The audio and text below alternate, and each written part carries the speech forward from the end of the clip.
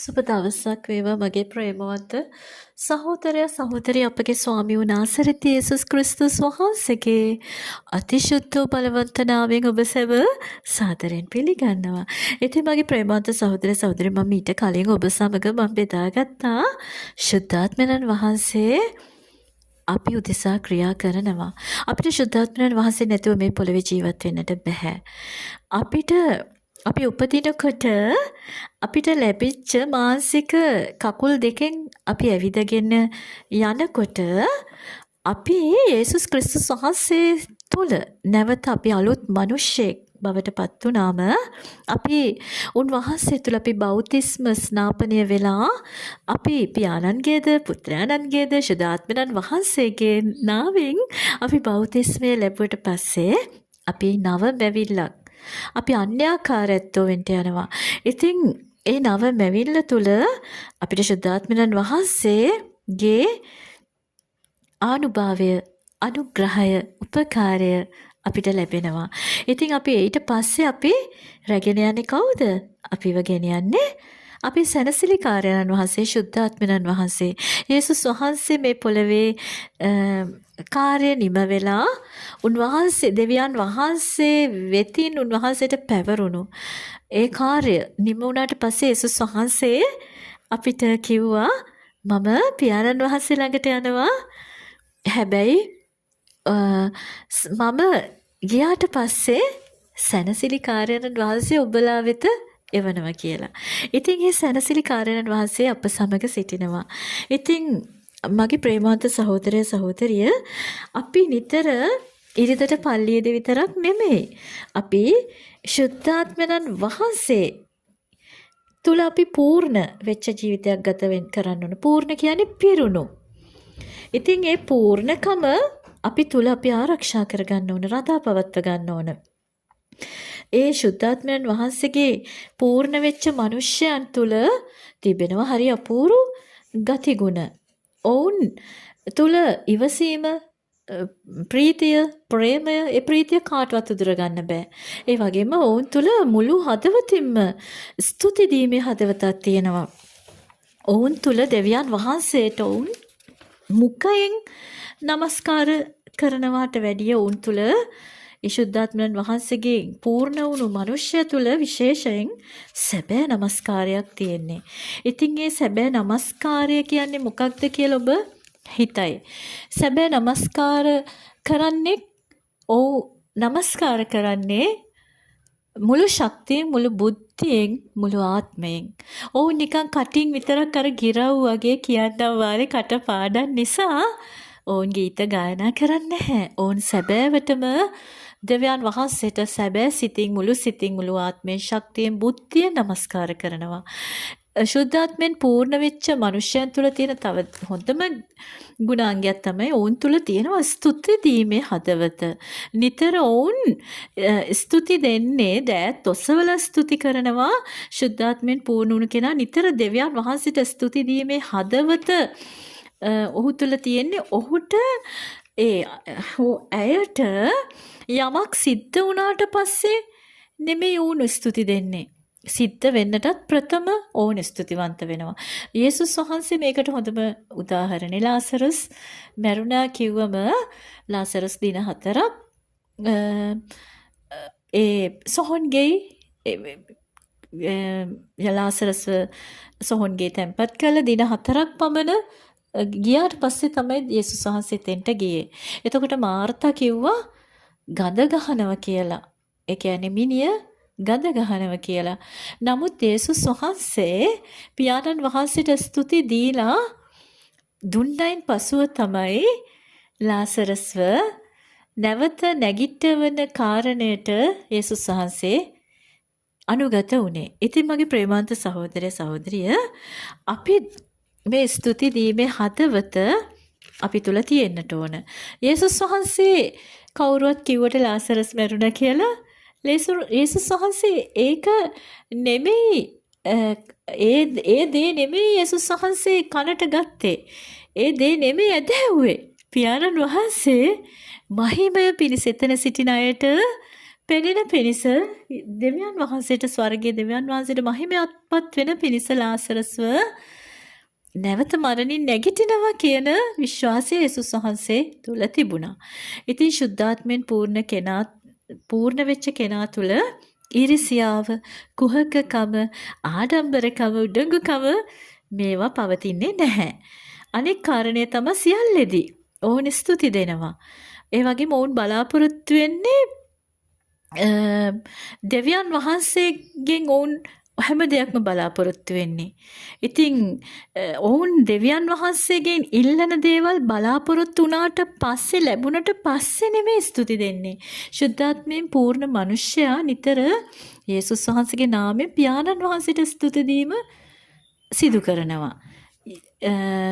යේසුස් වහන්සේත් කළේ ඒක.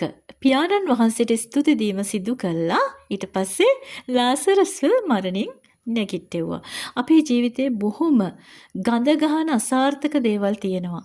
අපි අපේ ස්තුති දීම තුල ඒ දේවල් යහපත් අතට ජීවමාන සාක්ෂි හාස්කම් බවට පත් වෙන්නට යනවා. ඉතින් මගේ ප්‍රේමාන්ත සහෝදර සහෝදරිය සුද්ධාත්මයෙන් පිරුණු අය තුල ලොකු නිර්භීතකමක් තියෙනවා. ඒ වගේම ලොකු පිපාසයක් තියෙනවා. අනෙක් කාරණය තමයි ඔබට මුණ ගැහෙන කෙනා සමග ඔබ සැබෑ සහභාගීකමින් කතා කරන්න යනවා. ඔබ සැබෑ නමස්කාර කරුවෙකු වෙනවා වගේම ඔබ සැබෑ සහභාගීකමින් කතා කරන. ඔබට මුණ ගැහෙන අය ඔබ ඔවුන් අධෛර්යයටපත් වෙලා පසුබට වෙලා කලකිරිලා වෙහෙසටපත් වෙලා විඩාවටපත් වෙලා ඉන්නවද? ඔවුන් තවත් විඩාවට අධෛර්යයට කලකිරීමටපත් වෙන දේවල් නෙමෙයි ඔබ තුලින් ගලාගෙන යන්නේ. ඔබ තුවාල කරන කෙනෙක් නෙමෙයි තව කෙනෙක්ව. ඔබ තව කෙනෙක්ගේ තුවාල බඳින සුව කරන කෙනෙක්. සුද්ධාත්මයෙන් පූර්ණ වෙච්ච කෙනා තුල තියෙන ආලේපය තමයි අධෛර්යයටපත් වෙච්ච අය ධෛර්යමත් කිරීම, කලකිරීමටපත් වෙච්ච පසුබට වෙච්ච අය ශක්තිමත් කිරීම, දුර්වල අය ශක්තිමත් කිරීම.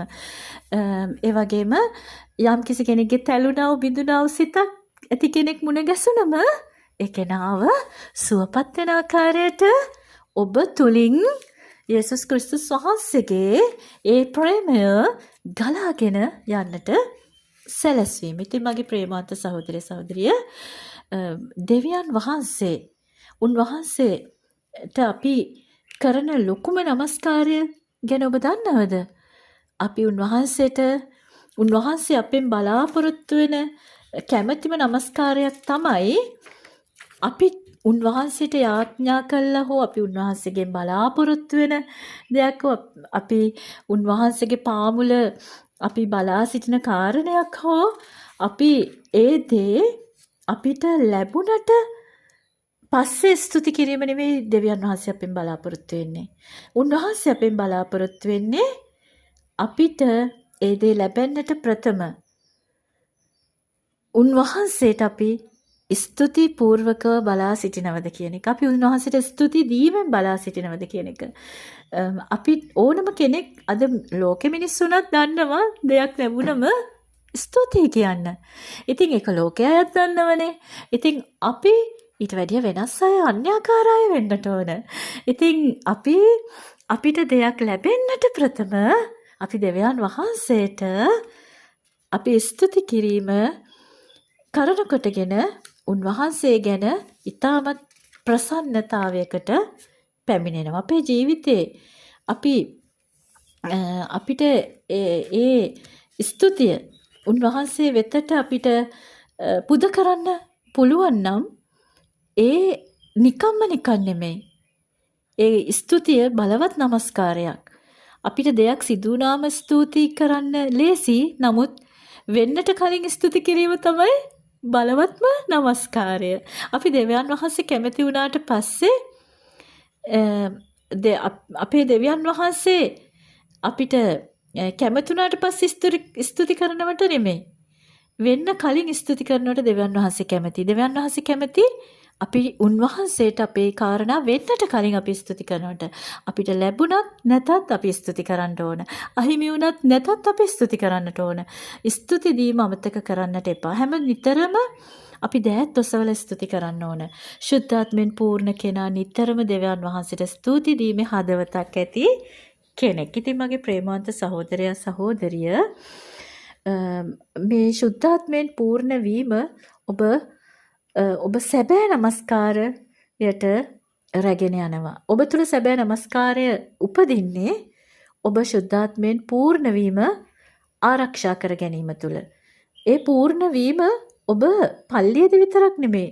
ඔබ ඒ රැකියාව කරන ස්ථානයේදී, කඩපලයේදී, නිවසේදී, සමාජයේදී, ඔබ ජීවත් වෙන පරිසරයේ ගමේදී හැම තැනකදීම මේ පූර්ණ වීම ඔබ ආරක්ෂා කරගන්න ඕන. ඒක උතුරල පිටාර ගැලුවට කමක් නැහැ. ඒකේ ධාරිතාව ඔබ අඩු කරගන්නට එපා. ඉතින් මගේ ප්‍රේමාන්ත සහෝදර සහෝදරිය ශුද්ධාත්මයන් වහන්සේ අපෙන් බලාපොරොත්තු වෙන්නේ අපේ ජීවිතේ සාර්ථකත්වයේ රඳා පවතින්නේ අපි කෙතරම් දුරට ශුද්ධාත්මයන් වහන්සේට කීකරු වෙනවද කියන එක. අපි උපදිනකොට ලැබිච්ච මානසික කකුල් දෙකෙන් නෙමෙයි අපි ඇවිදින්නට ඕන.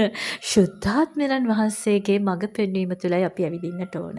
ඉතින් මගේ ප්‍රේමාන්ත සහෝදරය සහෝදරිය ඔබ නිතර ශුද්ධාත්මයන් වහන්සේගේ පිරී සිටින මිනිසෙක්ද නැද්ද කියන එක ඔබ තීරණය කරන. අපි යකෙක් දෙකෙක් දුරු කළාට, හාස්කමක් කරාට, අන්‍ය භාෂාව තිබුණට ඒක ශුද්ධාත්මෙන් පූර්ණ වෙලා කියලා ලකුණක් නෙමෙයි. ඔබ නිතර ඔබට අන්‍ය භාෂාව කියන්නේ ආලේපලත් තැනැත්තාට මෙහෙහා ප්‍රතිඵල කියලා වචනේ කියනවා. ඒ වගේම අදහන්නට ඇති ලකුණු තමයි අන්‍ය භාෂාවෙන් වුන් කතා කරනවා කියන එක. ඒක අන්‍ය ජාතීන්ට ලකුණක් විදියට ඔබට තියෙන අන්‍ය භාෂාව හොඳ දෙයක් මම නරක දෙයක් කියනව නෙමෙයි. හැබැයි ඔබ ශුද්ධාත්මෙන් පූර්ණ වීම ඔබ දැන සිටිය යුතුයි. ඒ රැකගත යුතුයි.